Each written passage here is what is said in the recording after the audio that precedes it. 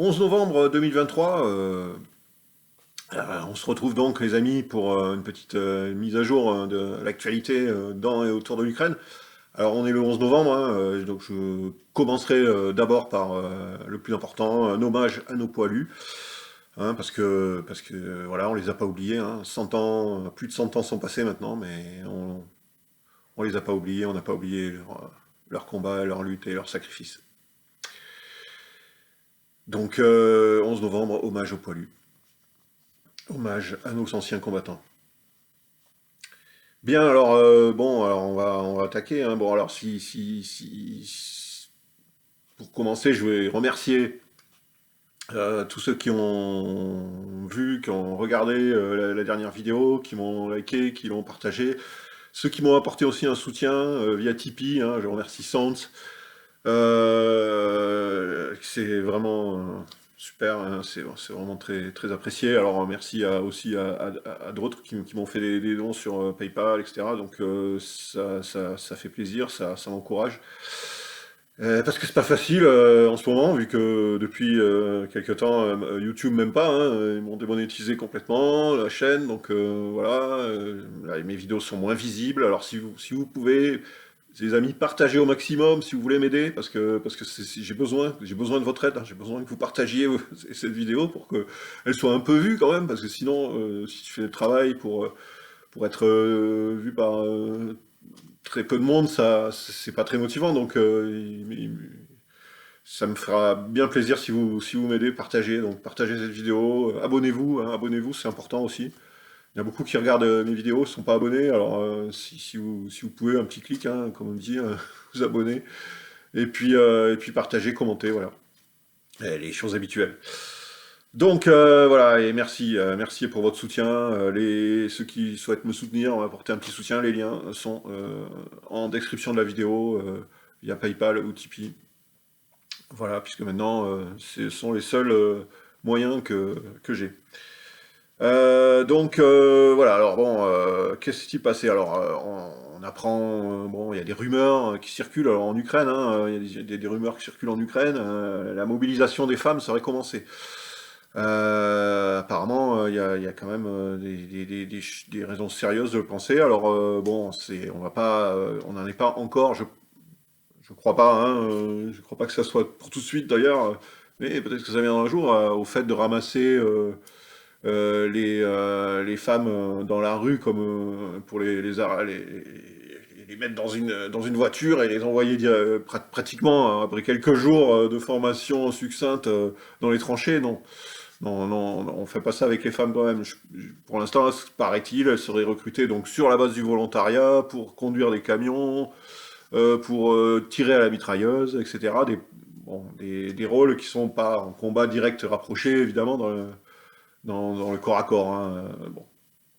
Mais ça semble être donc oui, voilà, ce qui montre une fois de plus le déficit de personnel des Ukrainiens, hein. Les Ukrainiens n'ont plus de personnel, n'ont plus d'hommes à envoyer au hachoir, hein, comme on disait à l'époque de Prigogine, hein, feu Prigogine.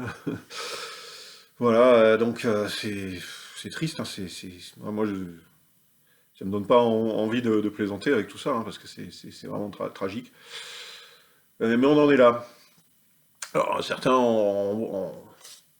sont revenus, m'ont posé des questions sur l'annulation des élections par Zelensky. Alors bon, je crois qu'il y a besoin d'une petite explication. Moi, beaucoup pensent que, beaucoup de mes amis pensent, et ils ont peut-être raison, hein, je ne nie pas, que Zelensky et sert en fait les intérêts des néocons, de l'État profond US, et que c'est lui qui a décidé d'annuler les élections, c'est l'État profond, donc c'est les néocons qui ont décidé d'annuler les élections parce qu'ils avaient peur que Zelensky, à juste titre d'ailleurs, que Zelensky se fasse lourder par les électeurs ukrainiens, et qu'ils tiennent à garder leur Zelensky. Moi je pense que c'est exactement le contraire en réalité.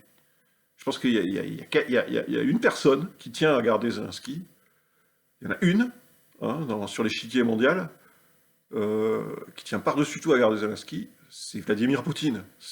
C'est pas Biden, c'est pas les Américains, hein. Non, c'est Poutine, c'est les Russes, parce que Zelensky ne fait que des erreurs. Il ne fait qu'erreur sur erreur depuis un an et demi, et ça sert bien les intérêts russes.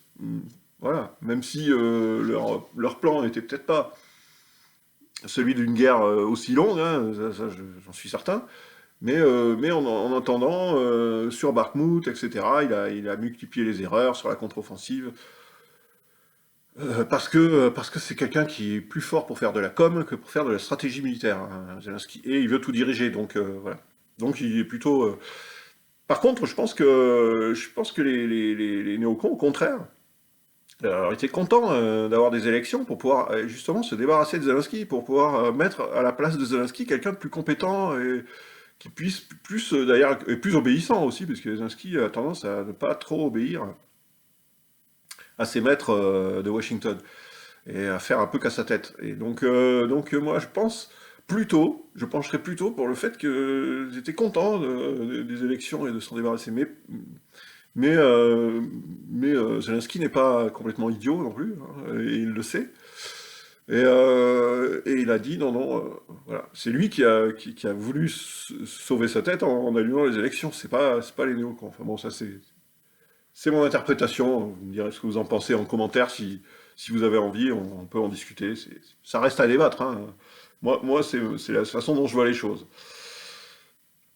Alors, voilà, alors Zelensky, il était à NBC il y a pas très longtemps, là, il a fait une interview, il a donné une interview sur NBC, une chaîne mainstream US, hein, américaine, et où il a dit, bon, il a parlé du paquet de 60 milliards de dollars qui est promis aux Ukrainiens par l'administration Biden, mais que le Congrès refuse de lâcher parce que le Congrès est dominé par les républicains qui sont pas pour continuer à engloutir des fonds à fonds perdus dans la défaite ukrainienne.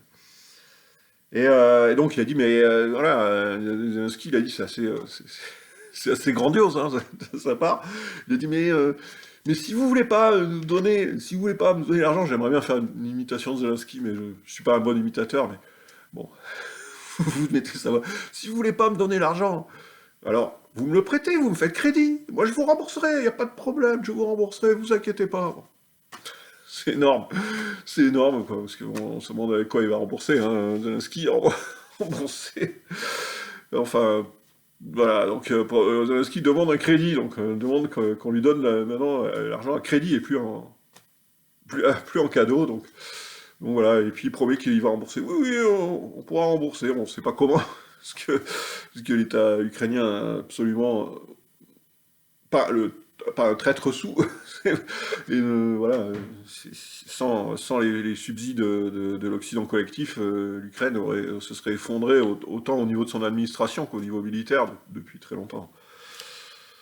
Et je vois pas comment on pourrait rembourser un quelconque prêt à intérêt. Ah oui, oui, donnez-moi, même un prêt à intérêt, on remboursera. Non, non, je crois pas. Donc voilà, bon, bah, sur le front. Alors sur le front, voilà, on a donc les Russes ont trouvé la solution ultime aux fameux missiles à longue portée ATACMS américains qui ont été livrés à grand renfort de publicité il y a quelques semaines, qui avaient déjà été livrés avant d'ailleurs, mais bon, officiellement il y a quelques semaines. Et dont on nous disait encore une fois que c'était la nouvelle arme magique, hein, après les drones Bayraktar, les missiles HIMARS, qui ont une certaine efficacité, après les chars Léopard, évidemment, les canons César, bon, les armes magiques, ce sont, et puis bien sûr les Storm Shadow, hein. Toutes ces armes magiques se sont accumulées, n'ont jamais rien changé en réalité, ont pu poser quelques problèmes, hein, des fois, parfois à la Russie, mais qu'elle a toujours trouvé la solution. Eh bien les Russes ont trouvé la solution pour contrer les fameux missiles à longue portée ATACMS américains. Eh ben, ils se sont mis hors de portée, tout simplement. Ils ont reculé leurs avions. Ils ont reculé leurs avions à une distance, à bonne distance de ces lancements de missiles ATACMS. et donc qui font, je crois, 250 km à 300 km de portée, ben, ils les ont déplacés un peu plus loin, les Russes. Et donc, voilà, il n'y a plus de, leurs avions donc, sont hors de portée de ces missiles ATACMS qui se retrouvent donc, une fois de plus, une arme magique inutile. Il va falloir penser à autre chose, hein. Donc, ils sont déjà en train d'y penser. Alors, il y a les F-16 hein, qu'on attend comme le Messie, hein, bon, ouais. Les fameux F-16 qu'on verra pas avant un bon moment encore, je pense. Il faut déjà trouver enfin, les pilotes formés pour y mettre dedans, hein.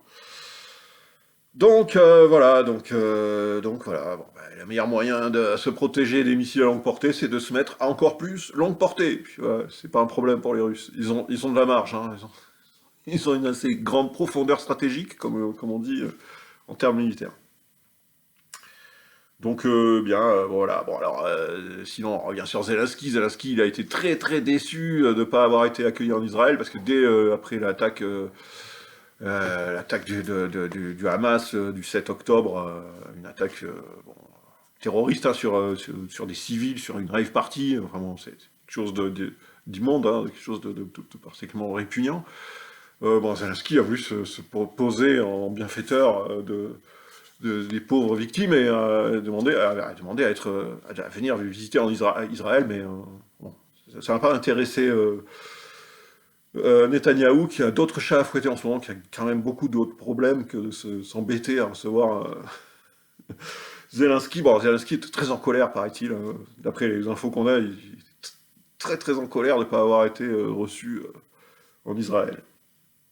Alors, en ce moment, il se débat avec un nouvel opposant particulièrement pugnace, qui est Arestovitch, son ancien conseiller, qui n'arrête pas de lui balancer des fions, comme on dit, pour Zelensky. Alors bon, bah, voilà, Arestovitch Zelensky a prévenu donc le clan Zelensky de ne pas toucher à Zalouzny, hein. Zalouzny, le chef d'état-major des armées, dont l'assistant a été du moins a été victime d'un attentat, hein, a priori, hein. Bah, selon les sources ukrainiennes, ça serait un accident, mais bon, c'est un accident bizarre, hein, avec je vous en ai parlé dans la dernière vidéo, vous pouvez vous y reporter, hein. Une fausse grenade qui a explosé, enfin bon, un colis piégé. Donc il a prévenu à Arestovitch, ne touchez pas à Zalouzny, ne touchez pas à Zalouzny, ne faites pas l'erreur de vous attaquer à Zalouzny. Zalouzny, voilà. Donc il y a un axe qui semble assassiner Zalouzny et Arestovitch. Alors c'est pas l'axe de la paix, hein, faut pas, mais ce serait un axe anti-Zelensky. Et là, il y a une grosse division qui est en train de se concrétiser au sommet de l'État ukrainien, et vu l'annulation des élections, voilà. Alors du côté russe, hein, les élections, elles ne seront pas annulées, hein. Les élections, elles vont se tenir, hein, n'inquiétez pas. C'est juste dans la démocratie que les élections sont annulées, hein. Du côté de la dictature russe, les élections, elles se maintiennent, aucun souci. Alors d'ailleurs, à propos de démocratie, voilà, on a l'Union européenne, pardon, a sorti un rapport sur les avancées démocratiques de la Turquie. Alors bon, un rapport très négatif où la Turquie est accusée de tous les maux, d'aller à l'encontre de toutes les valeurs démocratiques. Et dans le même temps, l'Union européenne a voté pour l'accession le plus rapidement possible de l'Ukraine à l'Union, pour des raisons justement inverses, que l'Ukraine aurait beaucoup fait d'efforts et serait devenue une très belle démocratie. Alors bon, c'est fabuleux, hein, c'est fabuleux. Je vous dis pas comment c'est perçu en Turquie, hein, au niveau d'Erdogan, cette nouvelle humiliation infligée par les autorités bruxelloises, très très mal perçue de leur côté. Voilà, alors, voilà, bon, alors, sinon on a la déclaration de Kirby, donc, du département d'État, qui a déclaré, alors ça j'ai noté, hein, c'est très intéressant, a déclaré que l'Ukraine a déjà dépensé 96% des budgets alloués par les États-Unis à l'Ukraine, les budgets actuels. Donc 96%, donc il reste plus rien, quasiment, 4%. encore à distribuer. Donc là, voilà, soit un nouveau paquet, bon, donc 60 milliards qui a été prévu, soit les démocrates arrivent à les faire passer, soit le robinet va se tarir pour Zelensky et il va avoir du mal à s'acheter une nouvelle villa, hein, de Zelensky, ça va être compliqué. Pendant ce temps-là, et je vais dire, je vais en finir avec ça, pendant ce temps-là, l'économie russe est en plein boom, hein, grâce au génie de l'économie française, Bruno Le Maire, hein, ce phare de la pensée économique. Ben la Russie se porte très bien, hein. L'économie russe est en plein boom et même en surchauffe. Voilà. On apprend que l'emploi en Russie, la Russie est en situation de plein emploi total et même manque de main-d'œuvre. Pour le boom économique qui est en train de se passer en Russie, la Russie a besoin de main-d'œuvre et elle en manque. Et du coup, les Russes vont être obligés de délocaliser.